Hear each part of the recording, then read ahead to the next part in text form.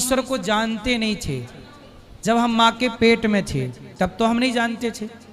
तब उन्होंने हमारे लिए आंखें दे दी पेट में ही, पाँव दे दिए पेट में ही। जब हम पैदा हुए, जब हम छोटे थे तब भी हम, जब हम 5 साल के थे तब भी हम भगवान को कहाँ जानते थे। लेकिन 5 साल के थे तब भी ईश्वर ने हमारे लिए सब कुछ किया, आंख दी, पाँव दिया, पुराने दांत तोड़े, नए दांत लगवाए। तो ये परमात्मा की ने गतिविधि थी। तो परमात्मा का तो 12 महीने 24 घंटे भक्त पर नजर है। तो हर क्षण ईश्वर का जो बदलाव हमारे शरीर में, वो ईश्वर का बदलाव है। तो भगवान जितना, हम तो सो जाते हैं तो ईश्वर को भूल जाते हैं, लेकिन जब हम सोते हैं तब भी परमात्मा हमें याद रखते हैं कि हमारा भक्त सो रहा है। सोते समय तो हम बिल्कुल मुर्दे की तरह हैं, पर उस समय दृष्टि ईश्वर की तब भी है। इसलिए भगवान को माता कहा गया, त्वमेव माता। इसलिए कहा है मात पिता तुम मेरे। जैसे बच्चा सोता है तो माँ जाग कर उसकी रखवाली करती है, जरा भी कुन्न मुन्न किया तो माँ जाग जाती है। ऐसी भक्त सोता है निश्चिंत, पर भगवान उसके लिए जागते हैं। इसलिए तो भगवान मंदिरों में खड़े हैं, बैठे हुए भगवान कहाँ हैं? कम जगह है जहाँ भगवान बैठे हुए हैं। सदा अपने भक्त के लिए एक पांव से खड़े रहते हैं हमारे कृष्ण कन्हैया। कब भक्तों को जरूरत पड़ जाए, कब दौड़ना पड़े। बस एक आखिरी प्रश्न था मेरे, कोई जानने वाले, ये प्रश्न उनकी तरफ से है। उनको एक प्रॉब्लम है जिसको OCD कहा जाता है, ऑब्सेसिव कंपल्सिव डिसऑर्डर। इसमें क्या होता है कि जैसे जर्म से फोबिया टाइप का हो जाता है, डर हो जाता है, और हर चीज़ को करने का एक पैटर्न बन जाता है। तो मतलब जैसे फिजिकल जो बीमारियां होती हैं वो हम लोग देख सकते हैं, पर कि जो मेंटल प्रॉब्लम्स होते हैं वो दिखते भी नहीं और शायद लोग समझते भी नहीं हैं आजकल के टाइम पे।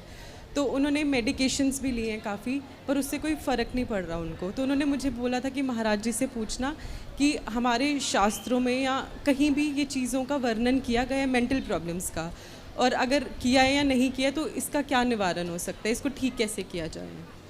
देखिए, ये जितनी बीमारियां हैं मेंटल इत्यादि, जो मानसिक तनाव है, मानसिक बीमारियां बोलते हैं इसको। एक शारीरिक होती है, एक शारीरिक रोग होता है, एक मानसिक रोग होता है। तो ये मानसिक रोग है। इस मानसिक रोग में 2 चीज़ें कामयाब हैं। पहला तो हम आयुर्वेद औषधियाँ लें, दूसरा हम शांत चित्त से सत्संग करें। संसार की हर बीमारी का उपचार है शांति, और शांति कहाँ मिलती है? सत्संग में। इसलिए उनसे बोलिए कि भगवान के पास ऐसा कौन सा रोग है जिसका उपचार ना हो। जब वो भगवान की कथा सुनेंगे प्रेम से तो भगवान उनकी व्यथा सुन लेंगे प्रेम से। बस एक बार भगवान की कथा धीरे धीरे सुने। डिप्रेशन, कितने लोग बैठते हैं बताते हैं कि हमने कथा सुनी, हम डिप्रेशन से बाहर आ गए, चिंताएं थी बाहर आ गए। तो ये सही है, डॉक्टरों के पास कितनी भी टैबलेट वो दे दें, पर डिप्रेशन की कोई बीमारी थोड़ी होती है। चिंता है, अब इसकी क्या बीमारी? अब जैसे किसी को चिंता है कि बेटी बड़ी हो गई, अब ब्याह करना है। अब ये माँ बाप को चिंता खाई जाती है कि बेटी का ब्याह, बेटी का ब्याह। लेकिन जब ये चिंता करते हुए जब वो सत्संग करते हैं तो सत्संग में बोला जाता है कि जिस परमात्मा ने बेटी बनाई है, क्या उस परमात्मा ने बेटी के लिए वर ना बनाया होगा? तुम चिंता क्यों करते हो? जिसने बेटी बनाई वो वर बनाया होगा, समय आने दो हो जाएगा। इतनी सी बात माँ बाप को समझ में आ जाए तो वो भगवान में झुकाव कर लेंगे कि भगवान जब चाहेंगे हो जाएंगे। वो चिंता से तुरंत मुक्त हो जाएंगे कि मैं क्यों चिंता करूं, जिस परमात्मा ने बनाया है उसे चिंता होगी। हम केवल कार्य करते रहें, प्रयास करते रहें। तो जब व्यक्ति भगवान से जुड़ के ऐसी पॉजिटिविटी से भरता है, देखो तुरंत चिंता दूर हो गई ना कि बेटी के ब्याह की चिंता है। लेकिन जब वो भगवान पे आश्रित हो जाएगी या हो जाएगा कि भाई भगवान ने बनाया ही होगा, वो ढूंढ के देंगे। तो संयोग ऐसे होते हैं कि जिनसे कभी जान परिचित नहीं थी, अचानक उनसे शादी ब्याह के संबंध हो जाते हैं। मतलब होनहार जो होना वो होके रहेगा, होनी तो होके रहे, अनहोनी ना होए। इसलिए भगवान पे आश्रित रहो। हमारे करने से भी कुछ नहीं होता, करते रहो सारी जिंदगी, पर जब भगवान पे छोड़ते हैं ना तो भगवान सब करते हैं। जब तुझसे न सुलझे तेरे उलझे हुए धंधे, तब भगवान के इंसाफ पे छोड़ दे ए बंदे। वही तेरी मुश्किल आसान करेगा, जो तू ना कर सका वो भगवान करेगा। एक बार भगवान के आश्रित होने की जरूरत है बस। राधे राधे, दंडवत प्रणाम। खुश रहिए। राधे राधे गुरु जी। जी आपके चरणों में स्टाफ का कोटि कोटि नमन। जी। मेरा प्रश्न है, जैसे हम भक्ति करते हैं तो किसी को जैसे हमसे कोई पूछता है तो बताना चाहिए कि नहीं? क्या बताना चाहिए? क्या पूछते हैं लोग? जैसे कि तुलसी पहनते हैं तो क्या लोग पूछते हैं कि तो तुलसी क्यों पहने हो? उनसे बोलना कि तुलसी भगवान की पत्नी है और जी। भगवान को प्रिय है, तो भगवान के ऊपर चढ़ती है, भगवान का प्रसाद है, तो भगवान का प्रसाद हमने अपने गले में धारण कर रखा है। जी। और तुलसी- जैसे गुरुजी हम वो टीवी पे वो सुनते हैं संकीर्तन, तो गुरुजी हम मतलब कि हृदय से सुनते हैं तो हमारे नेत्रों से आंसू निकलते हैं। अच्छा है, भगवान की याद में भगवान के लिए रोना बेहतर है। बस यही।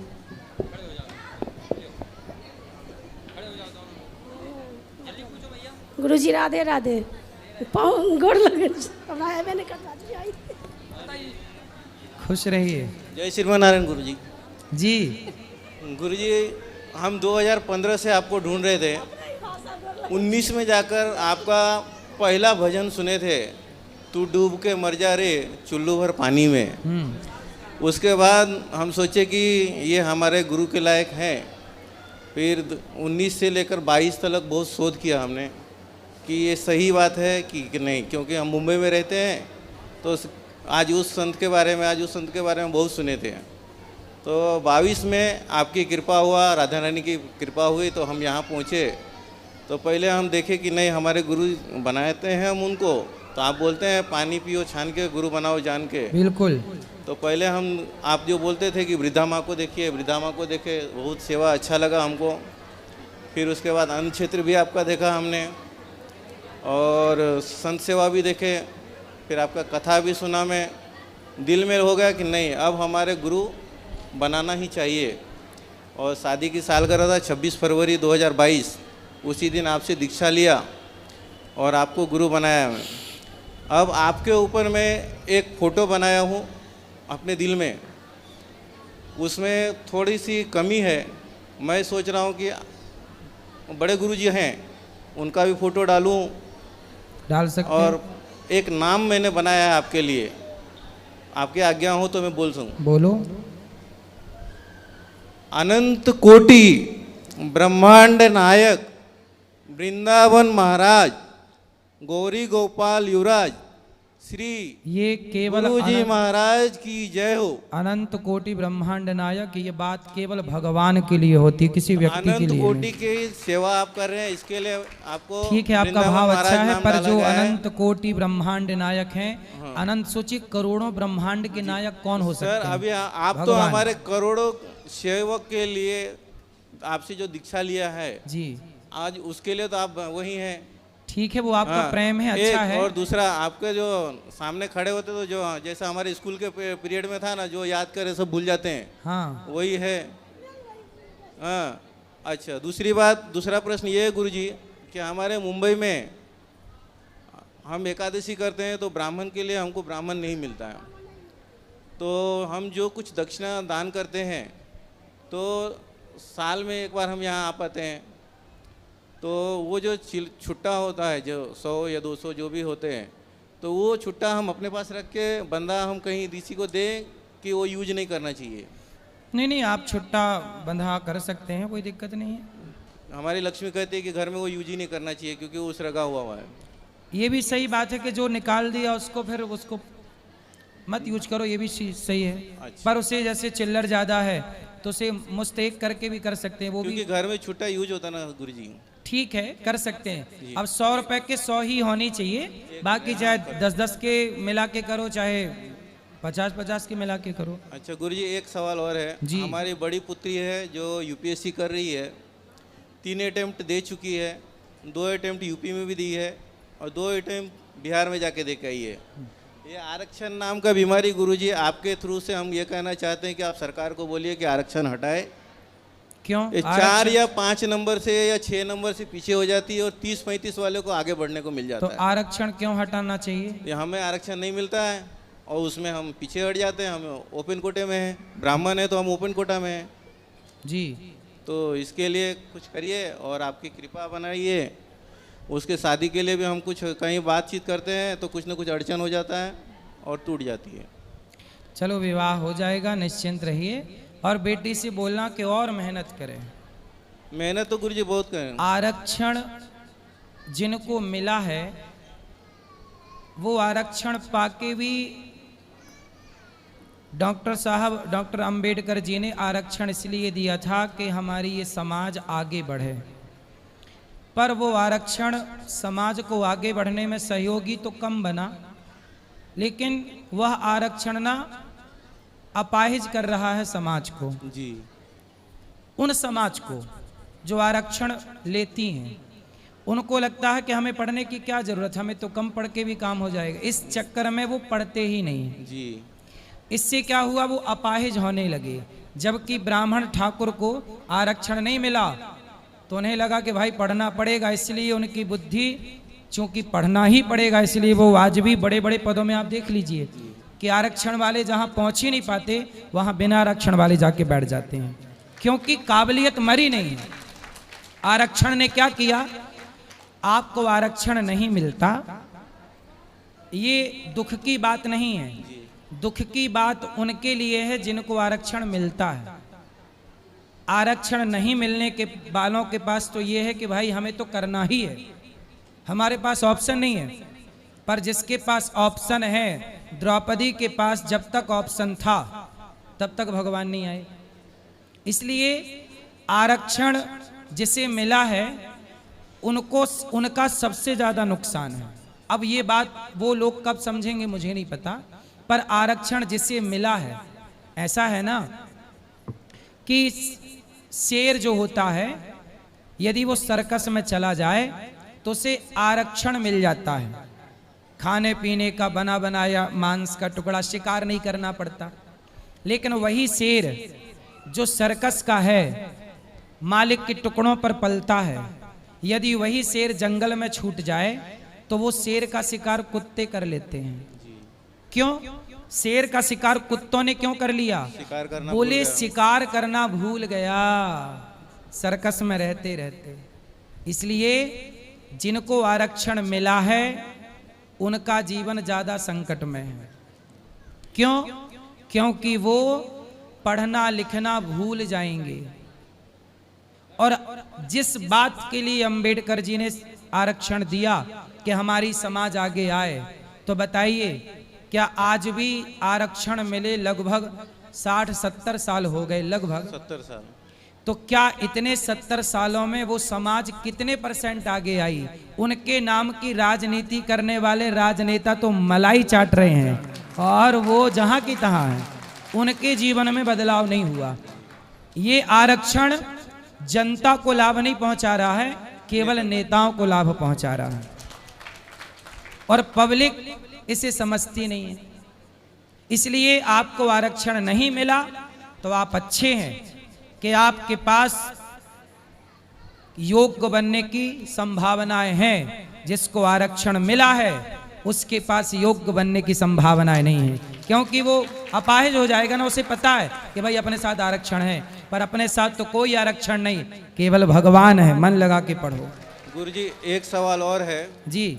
हमारे बच्ची एक नर्स है, तो जब हमारे ठाकुर जी का भोग लगने के बाद प्रसाद उसमें वापस मिक्स कर देते हैं बर्तन में, तो जब खाना खाने को बैठती है तो उसमें प्याज लेके बैठ जाती हो।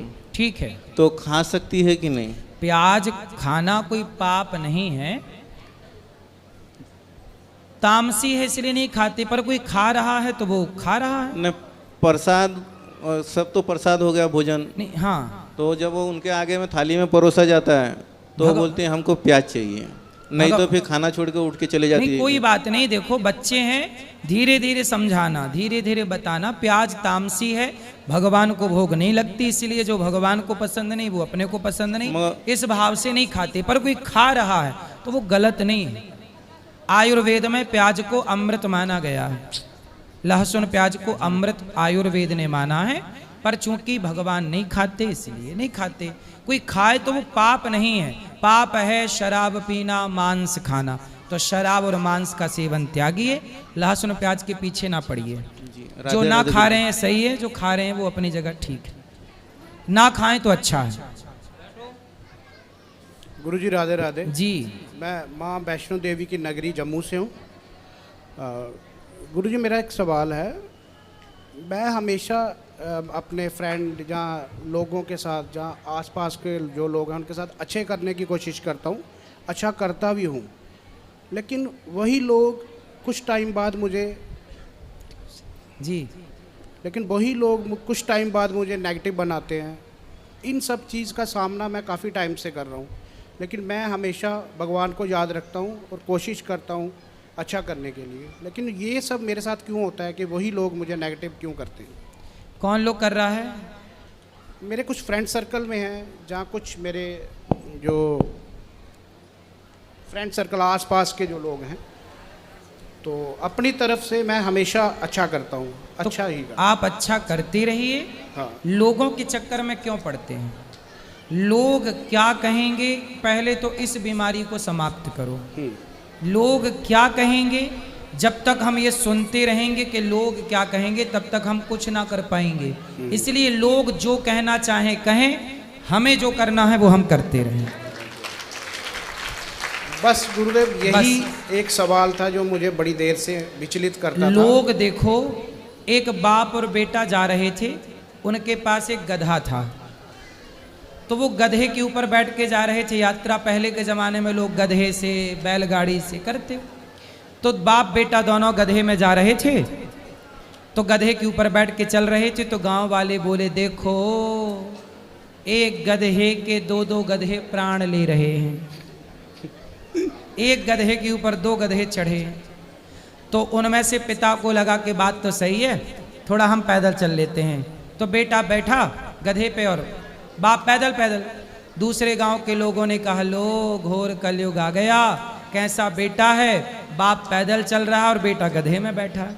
तो भैया अब की बार बाप बैठ गया, बेटा उतर गया। तीसरे गांव पहुंचे तो वहां के लोगों ने कहा, राम राम, कैसा निर्दयी बाप है, खुद गधे पे बैठा, बेटे को पैदल चला रहा, बिल्कुल दया नहीं है बेटे पर। तो दोनों उतर गए। जब दोनों उतरे तो आगे का गांव मिला, तो वहां के लोग बोले, देखो जरा, जब गधा है तो पैदल चलने की क्या जरूरत है। दोनों बैठे तो समाज को दिक्कत, एक बैठे तो दिक्कत, दोनों पैदल चले तो दिक्कत। दुनिया को तो हर परिस्थिति में बोलना है, इसलिए कौन क्या बोल रहा है बोलने दो। आप अपने सुविधा के अनुसार, अपने धर्म के अनुसार काम करते रहो, कि बस गलत ना हो। राधे राधे जी। राधे राधे गुरुजी। जी। जय श्रीमन नारायण। जय श्रीमन नारायण। गुरुजी मेरा पहला प्रश्न है कि कल्याण किसका करना है? पहले अपना ही कर लो। जी गुरुजी। पहले अपना कर लो। जी गुरुजी। फिर शादी हो जाए तो पत्नी का करना। जी। माँ बाप का करना। जी। बच्चे हो जाए तो फिर बच्चों का भी कल्याण करना। जी गुरुजी। जी हम गुरुजी शरीर हैं कि जीवात्मा?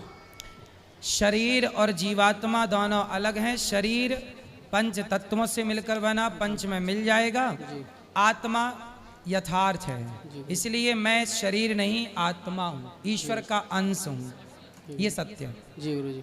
गुरुजी एक भक्तमाल सीरियल आता है, आपको करुणदास जी महाराज ने एक बार बुलाया था आपके अपने यहाँ। जी जी जी। तो उसके बारे में आप कथाओं में कहते नहीं हैं।